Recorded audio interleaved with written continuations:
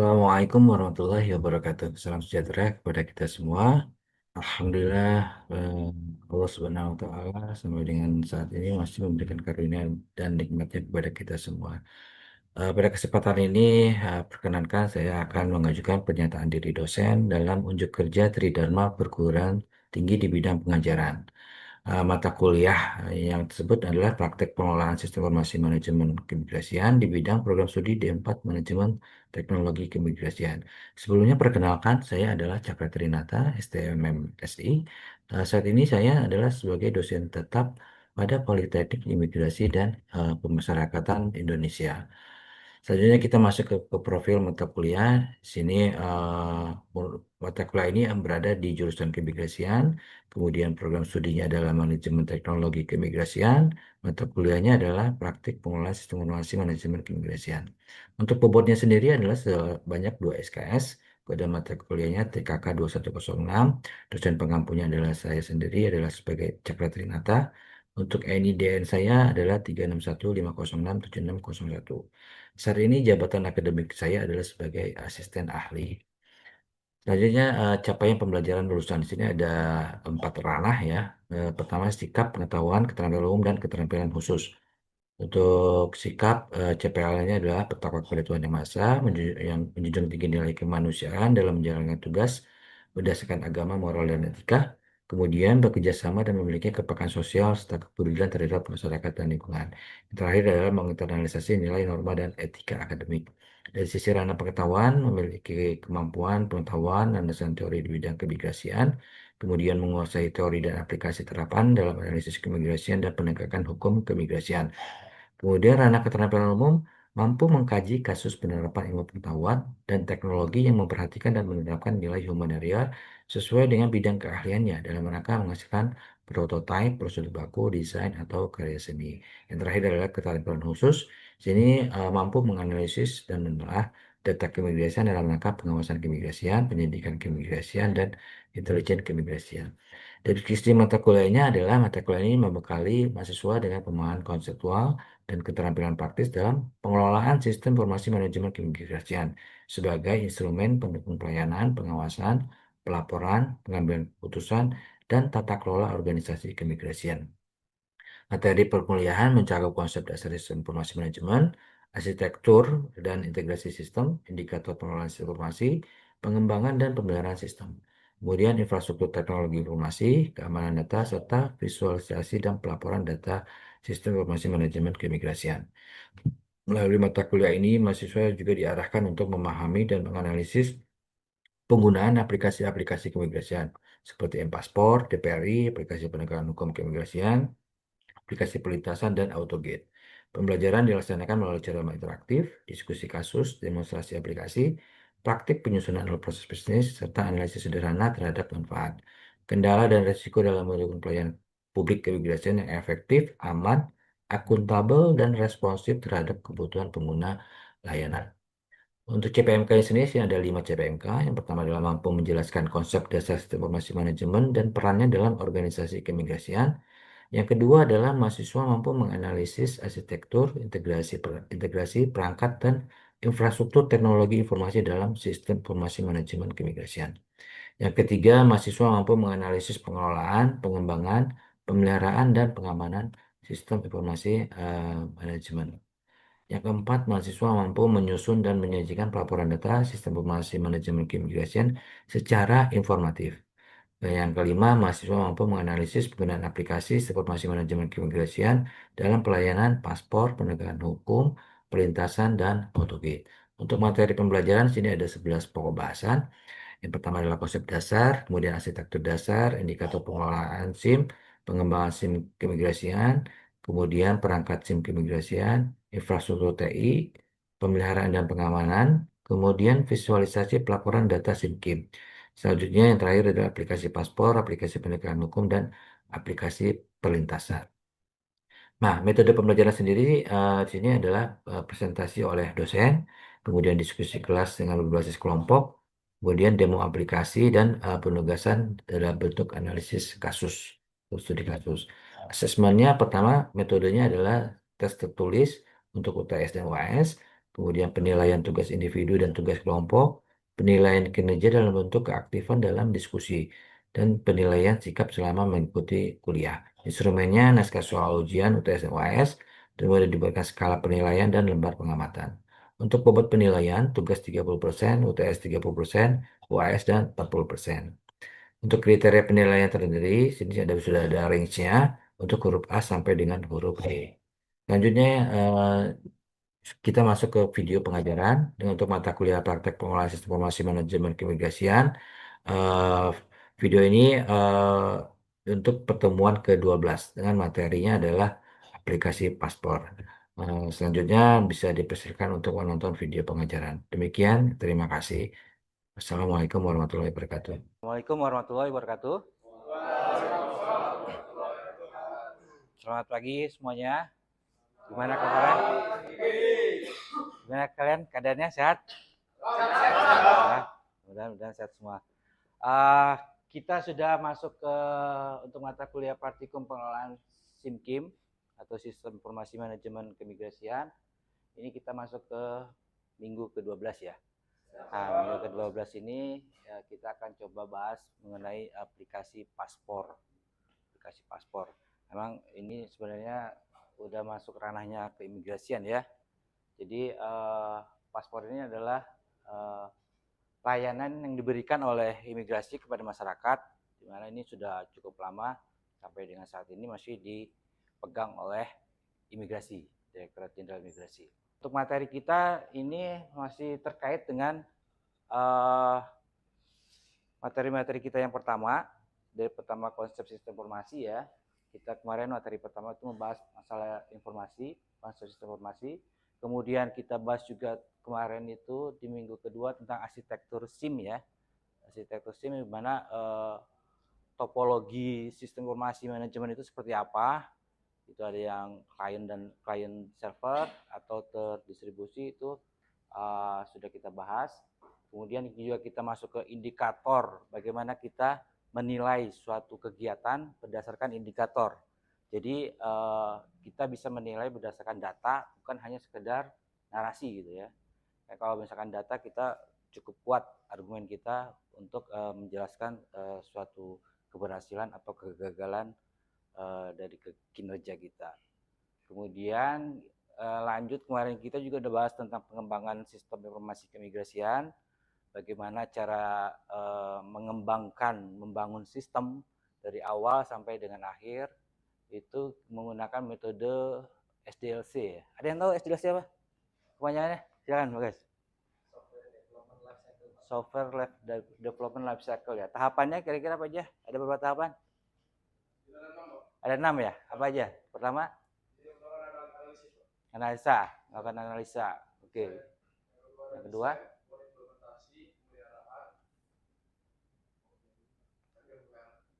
Yang terakhir, yang ketujuh ya, pemeliharaan kan. Yang pertama adalah analisa, kemudian yang kedua desain, yang ketiga itu adalah coding ya. Jadi dari perancangan itu kita lakukan pembuatan codingnya.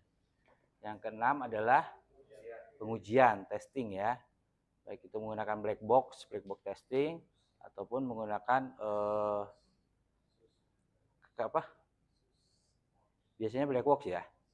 Tapi ada juga yang selain black box itu untuk menguji fungsionalitas dari sisi perancangan kita. Tapi kalau kita mau menguji dari sisi kerentanan, itu bisa ditambahkan dengan penetration testing. Jadi lebih lengkap untuk testing ke aplikasinya. Kemudian setelah uji, kita masuk ke tahapan deploy ya. Jadi kita deploy, setelah itu baru masuk ke tahapan maintenance.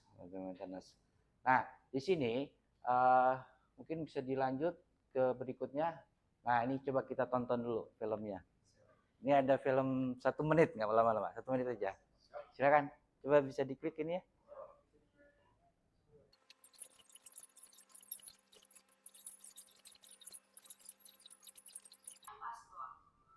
Oke, itu ada video. Kira-kira apa yang bisa kalian tangkap dari video tadi? Ada suatu masalah kah? dari masyarakat atau keluhan masyarakat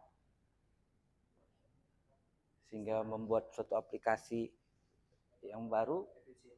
Masalah efisiensi ya, yang tadi katanya awalnya apa tadi, ribet ya, ngantri, terus apa lagi tadi, pokoknya perlu waktu yang cukup lama lah sampai sehingga harus buru-buru makan sambil berdiri kan untuk tiba sampai kantor imigrasi.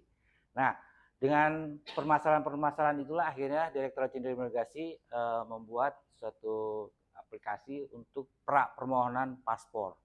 Pra permohonan paspor dan untuk awalnya itu untuk paspor sendiri kita ada 2 jenis aplikasi ya. Sini untuk pra permohonan, kemudian di sini untuk penerbitannya. Ini ada 2 aplikasi. Nah, sebelum kita masuk ke sana, kita coba saya coba mau tanya dulu. Coba next slide. Apa sih paspor? Kalian tahu paspor? Kita kan memang ranahnya kita, kira-kira paspor itu apa? Jenis apa paspor? Dokumen negara, Pak. Dokumen negara ya. Dokumen negara, hanya dokumen negara. Fungsinya? Sebagai identitas diri di Indonesia. Oh, di luar negeri. Berarti paspor ini adalah suatu dokumen negara yang bisa dipergunakan sebagai identitas dan identitas diri dan menampilkan suatu kedaulatan negara ya. Jadi suatu kedaulatan negara. Untuk lebih ini bisa kita lihat di undang-undang kita, Undang-Undang Nomor 6. Coba next slide. Nah, ini nggak kebaca nih. Dokumen negara, dokumen perjalanan, paspor adalah dokumen perjalanan dikeluarkan oleh pejabat yang berwenang suatu negara.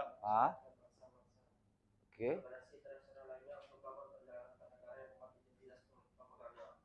Oke, berarti kan dia merupakan suatu dokumen negara yang memang dikeluarkan oleh negara tersebut agar warga negaranya bisa melintas ke negara lain dan dilindungi ya. Jadi kalau tidak ada buku paspor, kita dianggap ilegal dan tidak bisa dilindungi oleh perwakilan kita yang ada di luar negeri. Jadi ini benar-benar penting kalau misalkan kita ke luar negeri, kita mempunyai dokumen paspor ini sebagai pelindung juga sebagai identitas. Oke, lanjut. Nah, jenis-jenis dokumen paspor sendiri itu ada paspor diplomatik, paspor dinas, dan paspor biasa. Kalau diplomatik dan dinas, penerbitannya siapa? Kemenlu ya. Untuk kita hanya di paspor biasa. Paspor biasa ada berapa jenis? Ada paspor biasa, kertas biasa, dan paspor elektronik ya. Elektronik. Untuk paspor elektronik ada 2 jenis juga.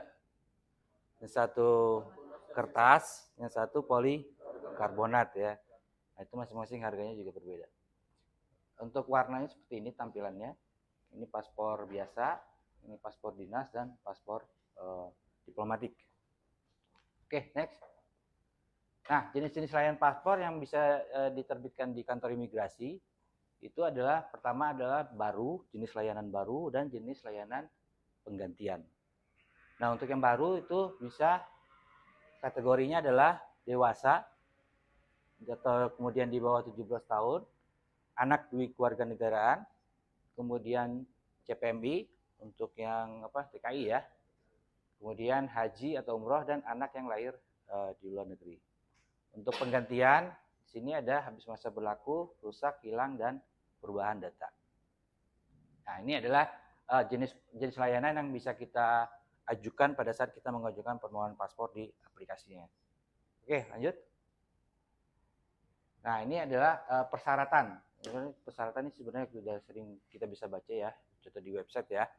Untuk persyaratan pertama harus punya KTP, dokumen yang disiapkan, kartu keluarga, akte lahir, kemudian surat keluarga negara Indonesia bagi orang asing, kemudian surat penetapan ganti nama bagi yang telah mengganti nama. Nah, ini biasanya dipakai untuk orang yang mau ganti nama, tapi semacam penetapan pengadilan. Nah, ini harga-harganya nih. Untuk paspor biasa masa berlaku 5 tahun 350.000. Kemudian paspor biasa non elektronik untuk yang 10 tahun 650. Yang elektronik 10 tahun itu 950. Kemudian paspor elektronik masa berlaku 5 tahun 650. Layanan percepatan 1 juta. Nah, kita balik ke sistemannya. Saat ini ada 2 alur proses pembuatan paspor untuk warga negara Indonesia. Yang pertama, kita bisa menggunakan M-Paspor secara online atau kita bisa menggunakan walk-in. Ini nanti dikerjakan oleh petugas imigrasi yang ada di kantor imigrasi. Oke, lanjut. Nah, tahapan-tahapan secara keseluruhan penerbitan paspor itu dimulai dari apa? Ada yang bisa? Entry dulu ya. Kita lakukan entry, kemudian baru dilakukan scan berkas oleh petugas input data. Ini satu kesatuan nih, satu tempat. Selanjutnya baru masuk ke tahapan ambil biometrik. Itu diambil apa aja? Berapa banyak sidik jari? 10 sidik jari ya. Dan pengambilan foto. Ambil foto. Setelah itu baru dari scan masuk ke tahapan wawancara. Nah, di wawancara ini sambil menunggu identifikasi biometrik yang ada di kantor pusat. Kemudian hasil wawancara, kalau misalkan lulus wawancara, tidak perlu adjudikasi, maka langsung masuk ke proses alokasi. Jadi pemberian nomor perforasi paspor. Kemudian baru masuk ke cetak, kemudian masuk ke tahapan uji kualitas. Uji kualitasnya menggunakan apa? Biasanya ada alat MRTD ya, Machine Readable Travel Document. Nah, situ bisa kelihatan tampilannya seperti apa. Nah, ini cukup penting di sini. Jadi memastikan bahwa paspor tersebut memang sudah bisa lulus uji kualitasnya. Selanjutnya terakhir adalah penyerahan paspor. Kemudian kita balik lagi. Kalau diwawancara itu perlu adjudikasi ternyata. Akhirnya ini harus masuk ke adjudikator Kanim dulu. Adjudikator Satker atau Kanim. Nah, kalau di sini sudah lulus, baru dia bisa masuk ke proses alokasi. Tapi kalau untuk yang penggantian nama, biasanya kan dia kan di matching dulu ya ke pusat. Nanti akan ketahuan ternyata dia punya nama yang berbeda pada saat permohonan. Nah, itu biasanya dari Kanim nanti masuk ke adjudikator pusat dulu. Adjudikator pusat nanti balik lagi ke Kanim, baru masuk ke proses alokasi. Itu perbedaannya ya. Nah, kalau dari sisi pemohon seperti apa? Dari wawancara dia akan mendapatkan cetak permohonan. Cetak permohonan, bukti bayar ya. Ini yang nanti akan dibawa untuk pengambilan paspornya. Nah, ini adalah proses finish secara keseluruhan untuk penerbitan paspor. Oke, next. Nah, ini kita bagi dua ya tadi ya. Ada yang walk-in, ada yang online. Online menggunakan M-Paspor. Nah, untuk tahapan walk-in ini peruntukan untuk user aja, bukan petugas, bukan. Tapi ini tahapan-tahapan yang dilakukan oleh masyarakat pada saat pengajuan paspor. Nah, sini pemohon datang ke kantor, kemudian menyerahkan dokumen, selanjutnya mengisi formulir, setelah itu mengembalikan berkas ke loket penerimaan berkas dan menunggu antrian, lanjut ke biometrik, wawancara, kemudian dapat resi bayar, billing, baru masuk ke bank ya, atau ke ATM untuk pembayaran. Selanjutnya udah selesai. Nanti terakhir baru masuk ke sini, tahapan pengambilan paspor. Ini kalau sudah tahapan sini dia bisa pulang, jadi nggak harus nunggu lagi. Nah, permohonan walk-in ini hanya untuk pemohon yang sakit. Kedua, disabilitas. Ketiga, keempat, kelima, keenam. Nah, itu adalah kategori yang terakhir adalah perubahan data ya. Ini perubahan data. Nah, ini adalah kategori-kategori yang harus melalui walk-in. Jadi dia tidak lewat M-Paspor online. Oke, lanjut. Nah, ini tahapan untuk yang melalui M-Paspor atau online ya. Pertama dia bisa download dulu aplikasi M-Paspor. Kemudian dia bisa sini kemudian mendaftar dan melakukan pembayaran. Nah, untuk pembayaran di sini paling lama 2 jam ya. Tapi kalau nggak salah sekarang udah balik lagi jadi 1,5 jam. Kalau nggak itu dia langsung batal. Jadi dia harus mengajukan ulang lagi dari awal untuk pengajuannya. Kemudian setelah mendapatkan resi bayar, baru nanti akan datang sesuai dengan schedule jadwal kedatangannya. Kapan? Setelah itu petugas melakukan pemeriksaan berkas dan memberikan nomor antrian. Dan terakhir petugas akan memanggil sesuai antrian untuk ambil biometrik dan wawancara. Selanjutnya ambil paspor dapat diambil sesuai dengan jenis layanan yang diterima. Biasanya untuk SPO-nya 4 hari berikutnya baru bisa diambil ya. Untuk yang biasa ya. Tapi kalau misalkan yang layanan percepatan, besoknya dia udah bisa ambil. Oke, lanjut. Nah, ini kita masuk ke aplikasi M-Paspor. Apa sih M-Paspor? Panjangannya adalah Mobile Passport. Nah, ini sebenarnya untuk membagi beban ya. Kalau misalkan semuanya dibebankan di kantor imigrasi, pekerjaannya cukup banyak, jadi butuh waktu yang cukup banyak sehingga antrian juga jadi panjang gitu. Makanya akhirnya dipecah, dibuatlah satu tools untuk pra permohonan penerbitan paspor, namanya adalah M-Paspor. Nah, M-Paspor ini dibuat di tahun 2022. Sebelumnya namanya apa? Ada yang tahu? Apapo ya, Apapo. Jadi sebenarnya konsepnya itu udah dari tahun 2012. Tapi aplikasinya berganti, jenis aplikasinya berganti, yang dari Apapo menjadi M-Paspor. Oke, lanjut. Nah, fitur-fitur yang ada di M-Paspor pertama yaitu pembayaran PNBP-nya di awal. Kalau tadi kan walk-in, dia ambil biometrik dulu, identifikasi, baru nanti bayar. Tapi kalau di M-Paspor, dia bayar dulu, baru nanti ambil biometrik. Nah, itu perbedaannya. Kemudian sudah terintegrasi dengan Dukcapil dengan melakukan validasi NIK. Selanjutnya juga terintegrasi dengan aplikasi DPRI. Bedanya apa aplikasi DPRI? Berarti paspor ini pra permohonan ya. Pra permohonan aplikasinya namanya M-Paspor. Untuk penerbitan nama aplikasinya DPRI. Oke, kemudian ada fitur juga untuk reschedule kedatangan, jadwal kedatangan. Ini H-1 ya. Oke, lanjut. Nah, fitur-fitur yang ada pada aplikasi mobile, dia sudah ada geotagging. Jadi bisa menentukan kanim mana yang harus dia tuju yang terdekat dengan dia pada saat permohonan. Kemudian ada riwayat permohonan, ada informasi terkait paspor dan paspor lain imigrasi, dan notifikasi email. Jadi ini pada saat biasanya kalau daftar juga nanti akan ada OTP, di OTP-nya akan dikirim melalui email.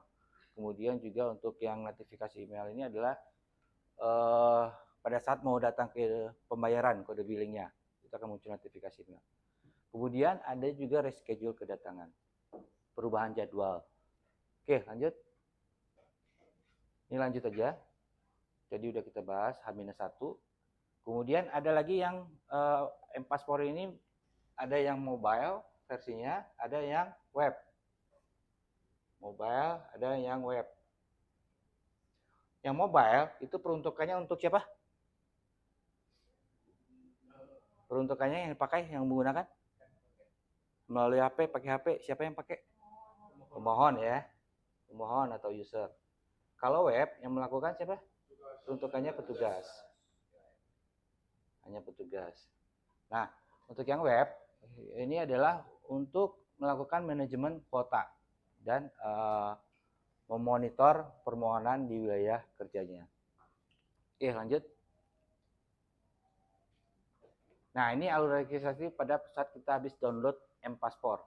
Pertama di sini kita bisa lakukan instalasi, klik install, kemudian masukkan alamat email, kata sandi, lupa password. Selanjutnya nanti akan masukkan data, tanggal lahir, alamat, dan email. Nanti akan dikirimkan kode OTP ke email yang didaftarkan di sini. Baru selanjutnya nanti bisa registrasi berdasarkan alamat emailnya. Oke, lanjut. Nah, ini adalah tahapan registrasi. Setelah kita registrasi, kita akan mendapatkan akun tadi ya. Nah, setelah dapat akun, barulah kita bisa login di sini. Ini sebenarnya unduh enggak? Ini dulu, langsung ke sini. Jadi dari tadi kita unduh, kita install, kemudian kita register. Habis register dapat terdaftar username kita dan password kita, baru kita bisa menggunakan loginnya. Nah, loginnya baru bisa milih jenis-jenis permohonannya seperti ini. Ini kita pertama pilih permohonan, kemudian isi datanya, kemudian pilih lokasi kantornya, kemudian ambil foto dan unggah, selanjutnya pilih jenis permohonan. Nah, ini cek data permohonan, pilih tanggal kedatangannya, tanggal berapa, kemudian kode billing, dapat kode billing, terus bayar. Setelah bayar, tinggal datang ke kantor imigrasi. Nah, ini adalah tahapan pendaftaran. Tata cara untuk kita mengajukan permohonan paspor di aplikasi M-Paspor. Oke, lanjut. Nah, berikutnya adalah cara kita mengubah jadwal permohonan. Bagaimana caranya? Pertama kita login tadi, kemudian pilih menu permohonan pada halaman utama, kemudian pilih cari dan klik permohonan yang jadwalnya ingin dirubah. Tampilannya seperti ini. Selanjutnya, balik ke sini, tekan opsi ubah jadwal, ada opsi untuk ubah jadwal, kemudian pilih tanggal dan jam kedatangan baru yang tersedia. Selanjutnya, konfirmasi dan 8 jadwal akan diganti. Tapi tadi syaratnya ya, pertama apa? Harus H-1, baru bisa diganti jadwal. Oke, lanjut. Oke, itu tadi tahapan-tahapannya. Mungkin buat lebih memperjelas, kita coba lihat filmnya, tampilan demonya seperti apa sih penerbitan paspor. Coba bisa diklik.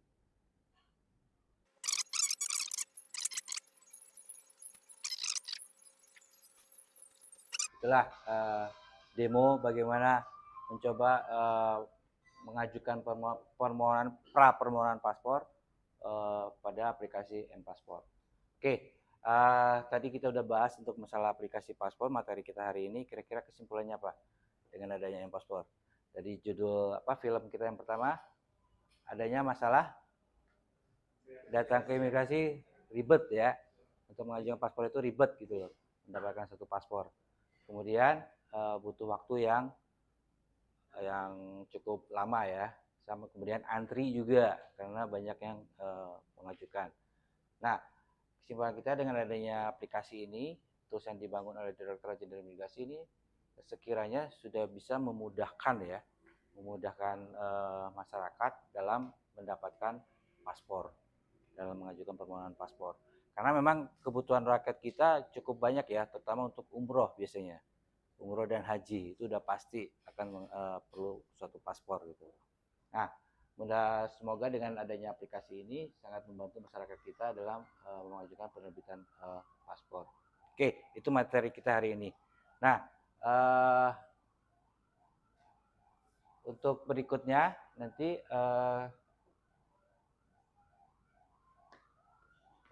ada tugas dari saya. Kalian mungkin nanti buat minggu depan buatkan kalian pelajari yang tadi demo, kemudian paspor.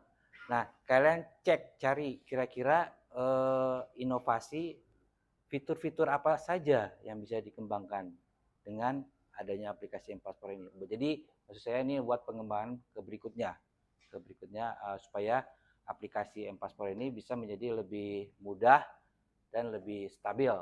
Tapi jangan lupa, mudah keamanannya juga harus diperhitungkan.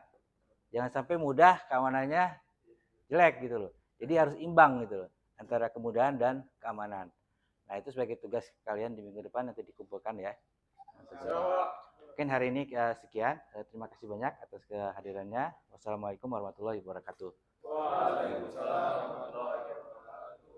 Demikian yang dapat saya sampaikan. Selanjutnya saya ucapkan terima kasih. Assalamualaikum warahmatullahi wabarakatuh.